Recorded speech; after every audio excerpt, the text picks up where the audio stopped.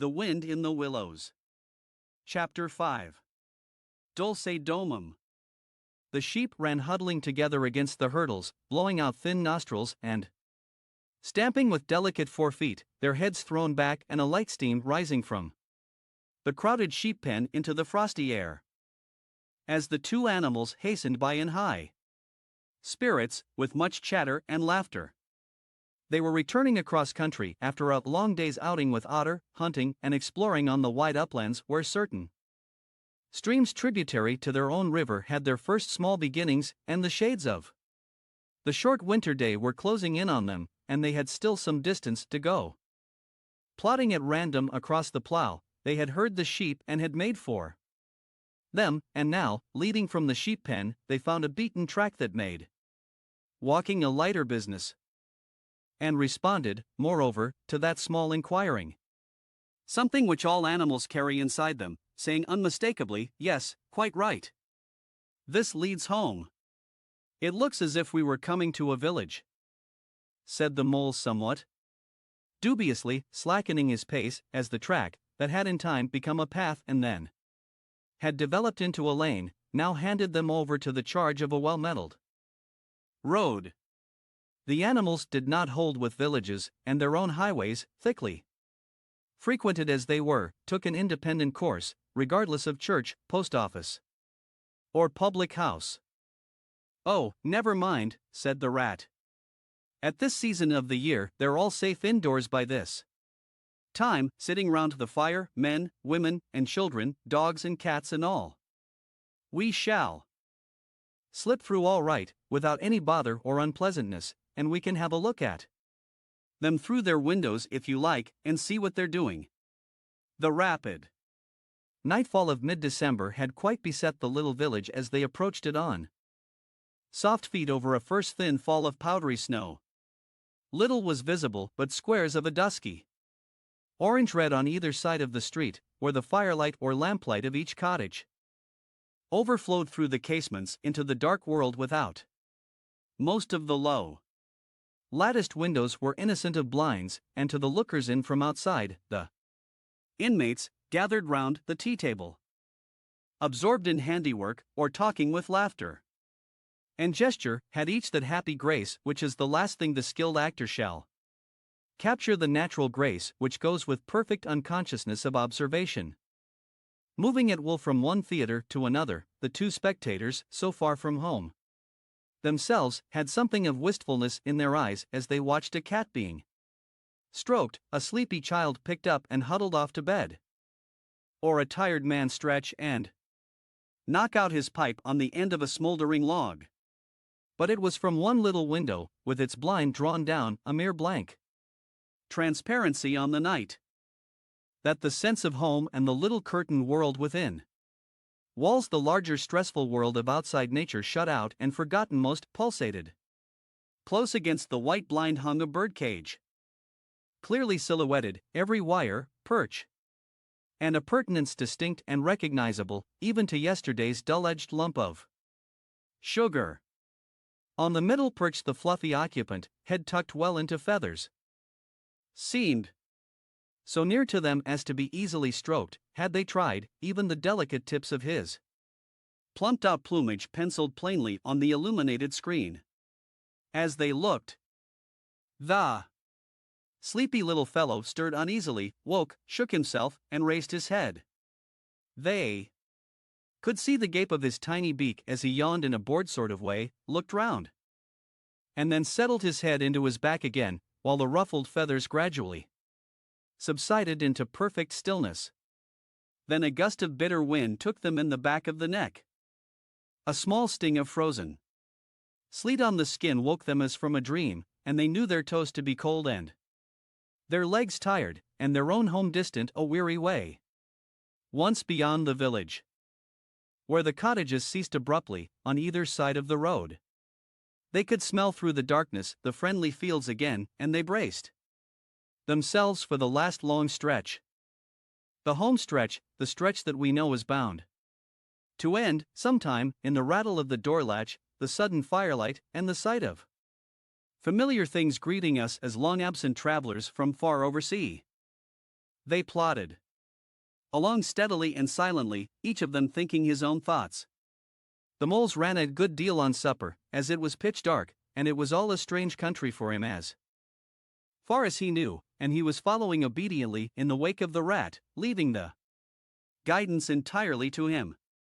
As for the rat, he was walking a little way ahead, as his habit was, his shoulders humped, his eyes fixed on the straight gray road in front of him, so he did not notice poor Mole when suddenly the summons reached him and took him like an electric shock.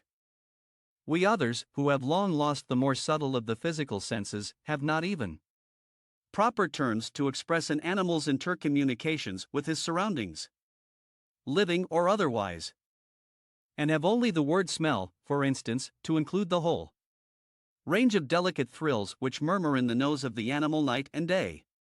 Summoning, warning, inciting, repelling. It was one of these mysterious fairy calls from out the void that suddenly reached Mole in the darkness, making him tingle through and through with its very familiar appeal, even while yet he could not clearly remember what it was. He stopped dead in his tracks, his nose searching hither and thither in its efforts to recapture the fine filament, the telegraphic current that had so strongly moved him. A moment, and he had caught it again, and with it this time came recollection in fullest flood. Home. That was what they meant. Those caressing appeals, those soft touches wafted through the air, those invisible little hands pulling and tugging, all one way. Why, it must be quite close by him at that moment. His old home that he had hurriedly forsaken and never sought again, that day when he first found the river. And now it was sending out its scouts and its messengers to capture him and bring him in. Since his escape on that bright morning he had hardly given it a thought, so absorbed had he been in his new life, in all its pleasures, its surprises, its fresh and captivating experiences. Now, with a rush of old memories, how clearly it stood up before him, in the darkness. Shabby indeed, and small and poorly furnished, and yet his, the home he had made for himself. The home he had been so happy to get back to after his day's work. And the home had been happy with him, too, evidently, and was missing him, and wanted him back, and was telling him so through his nose, sorrowfully, reproachfully. But with no bitterness or anger, only with plaintive reminder that it was there, and wanted him. The call was clear, the summons was plain. He must obey it instantly, and go. Ratty, he called, full of joyful excitement, hold on. Come back. I want you, quick. Oh, come along, Mole, do, replied the rat cheerfully, still plodding along. Please stop, Ratty, pleaded the poor Mole, in anguish of heart. You don't understand. It's my home, my old home. I've just come across the smell of it. And it's close by here. Really quite close. And I must go to it, I must. Oh, come back, Ratty. Please. Please come back. The rat was by this time very far ahead, too far to hear clearly what the mole was calling, too far to catch the sharp note of painful appeal in his voice. And he was much taken up with the weather, for he too could smell something suspiciously like approaching snow. Mole, we mustn't stop now, really, he called back. We'll come for it tomorrow. Whatever it is you've found. But I daren't stop now, it's late, and the snow's coming on. Again. And I'm not sure of the way. And I want your nose, Mole, so come on quick. There's a good fellow. And the rat pressed forward on his way without waiting for an answer. Poor Mole stood alone in the road, his heart torn asunder, and a big sob gathering, somewhere low down inside him, to leap up to the surface presently, he knew, in passionate escape. But even under such a test as this his loyalty to his friend stood firm. Never for a moment did he dream of abandoning him. Meanwhile, the wafts from his old home pleaded, whispered, conjured, and finally claimed him imperiously. He dared not tarry longer within their magic circle. With a wrench that tore his very heartstrings, he set his face down the road and followed submissively in the track of the rat, while faint, thin little smells, still dogging his retreating nose, reproached him for his new friendship and his callous forgetfulness. With an effort he caught up to the unsuspecting rat, who began chattering cheerfully about what they would do when they got back, and how jolly a fire of logs in the parlor would be, and what a supper he meant to eat, never noticing his companions' silence and distressful state of mind. At last, however, when they had gone some considerable way further, and were passing some tree stumps at the edge of a copse that bordered the road, he stopped and said kindly, "Look here, Mole, old chap. You seem dead tired. No talk left in you, and your feet dragging like lead. We'll sit down here for a minute and rest. The snow has held off so far, and the best part of our journey is over." The mole subsided forlornly on a tree stump and tried to control himself, for he felt it surely coming. The sob he had fought with so long refused to be beaten. Up and up, it forced its way to the air, and then another, and another, and others thick and fast, till poor Mole at last gave up the struggle, and cried freely and helplessly and openly, now that he knew it was all over and he had lost what he could hardly be said to have found. The rat, astonished and dismayed at the violence of Mole's paroxysm of grief, did not dare to speak for a while. At last he said, very quietly and sympathetically, "What is it, old fellow? Whatever can be the matter?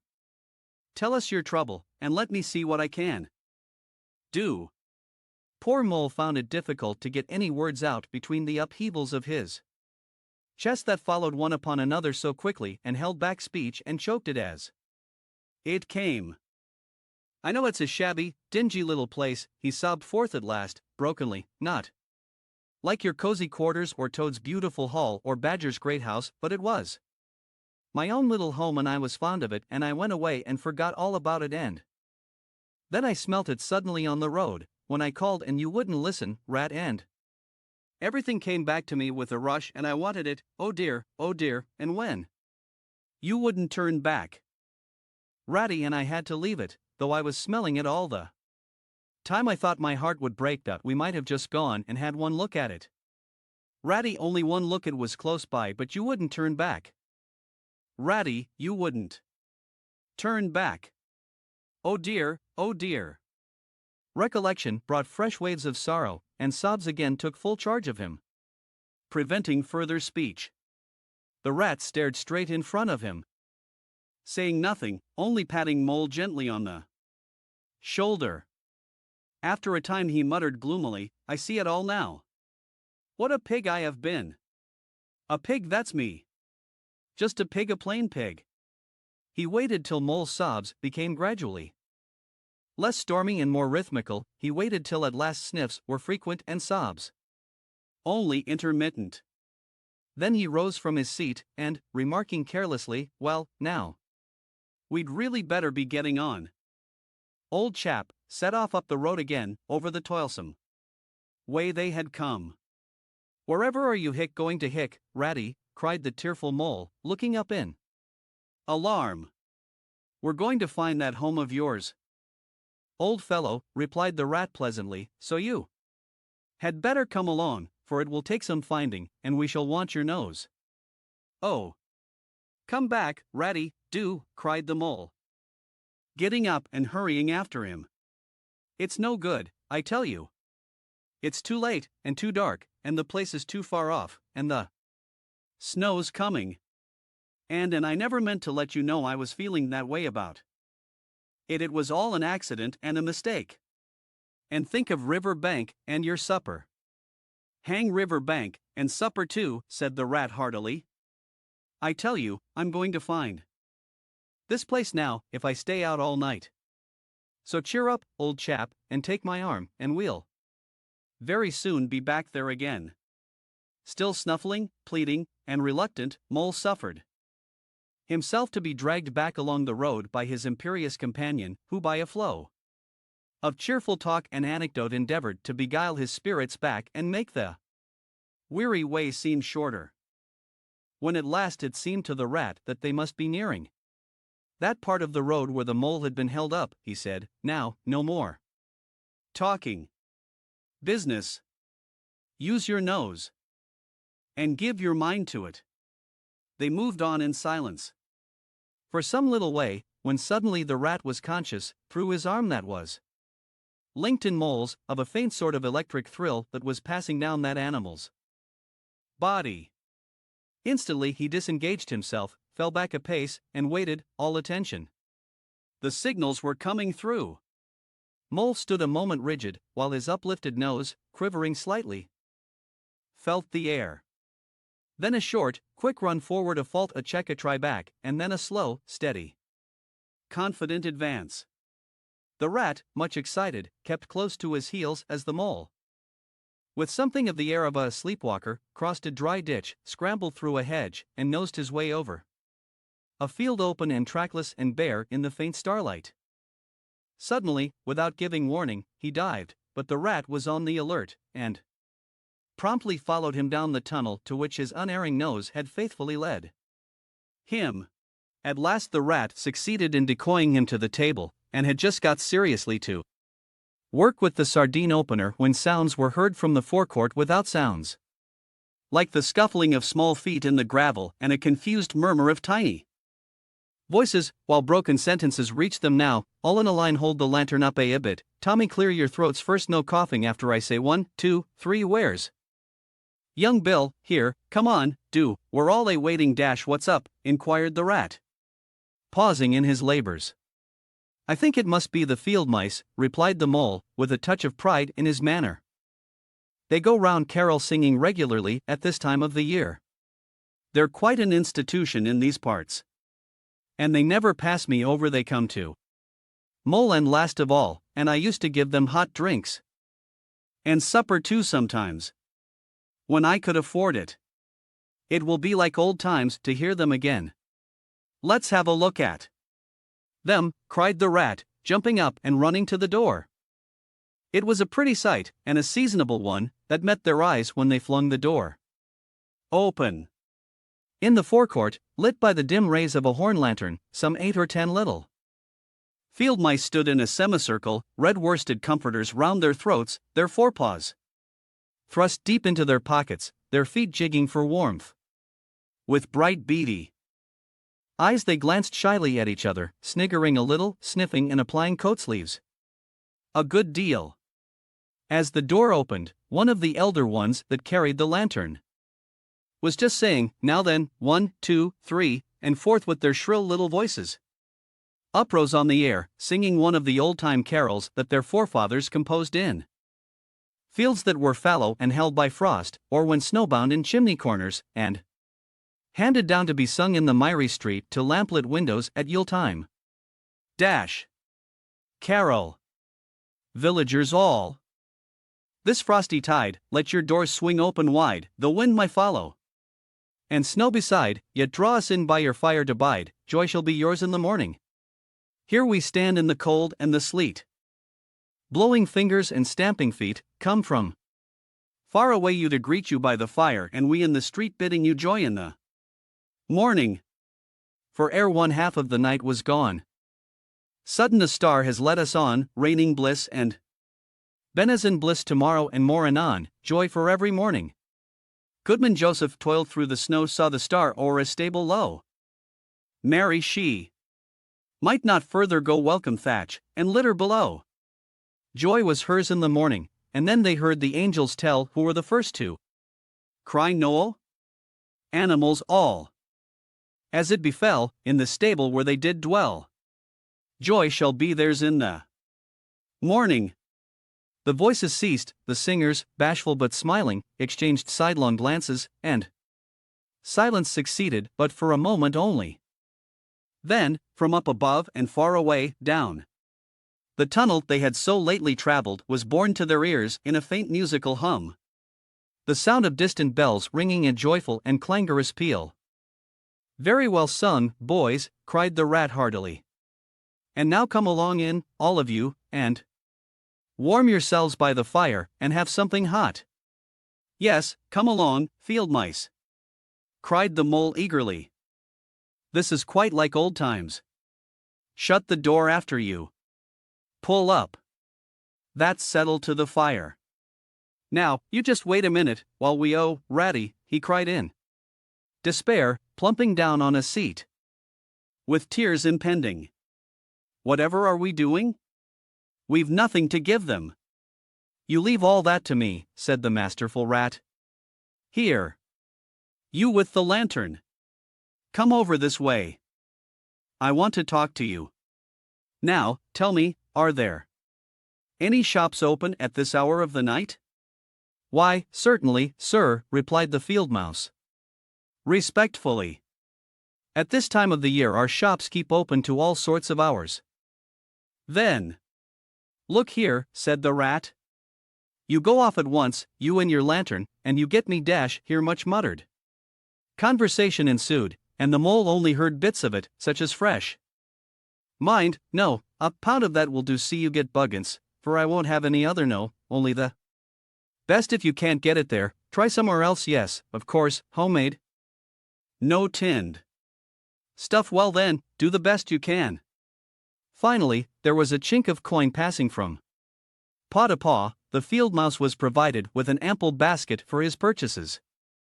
And off he hurried, he and his lantern. The rest of the field mice, perched in a row on the settle, their small legs swinging, gave themselves up to enjoyment of the fire, and toasted their chilblains till they tingled, while the mole, failing to draw them into easy conversation, plunged into family history and made each of them recite the names of his numerous brothers, who were too young, it appeared, to be allowed to go out a-caroling this year, but looked forward very shortly to winning the parental consent. The rat, meanwhile, was busy examining the label on one of the beer bottles. "I perceive this to be old Burton," he remarked approvingly. "Sensible mole. The very thing. Now we shall be able to mull some ale. Get the things ready, mole, while I draw the corks." It did not take long to prepare the brew and thrust the tin heater well into the red heart of the fire, and soon every field mouse was sipping and coughing and choking, for a little mulled ale goes a long way in wiping his eyes and laughing and forgetting he had ever been cold in all his life. "They act plays too, these fellows," the mole explained to the rat. "Make them up all by themselves, and act them afterwards. And very well they do it, too. They gave us a capital one last year, about a field mouse who was captured at sea by a Barbary corsair, and made to row in a galley, and when he escaped and got home again, his lady love had gone into a convent. Here, you were in it, I remember. Get up and recite a bit."